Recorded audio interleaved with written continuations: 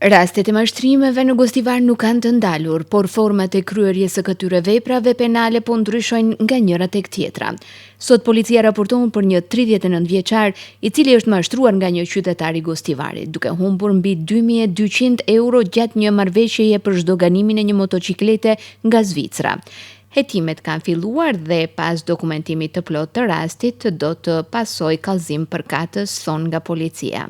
Dje në orën 9:50 në sektorin e punëve të brendshme Tetov, një 39 vjeçar nga Tetova ka denoncuar se është mashtruar nga personi me inicialet ZJ nga Gostivari për shumën prej 2230 eurove. Sipas denoncimit, gjatë muajit shkurt të vitit 2026, përmes një ndërmjetësi ka kontaktuar me të denoncuarin për zhdoganimin e një motociklete nga Zvicra. Siç është denoncuar, pasi janë takuar në Tetov dhe ia ka dhënë parat, ZJ nuk e ka përmbushur marrëveshjen dhe nuk ja ka kthyer parat, me që rast ka dyshuar se është mashtruar. Pas dokumentimit të plotë të rastit, do të vijoj kallëzim përkatës, thon nga policia. Nga ky nivel apelojnë tek qytetarët që të jenë të kujdesshëm gjatë marrëveshjeve financiare, të verifikojnë informacionet dhe të shmangin pagesat paraprake përmes personave të panjohur për të mos rënë kështu pre e mashtrimeve të ngjashme.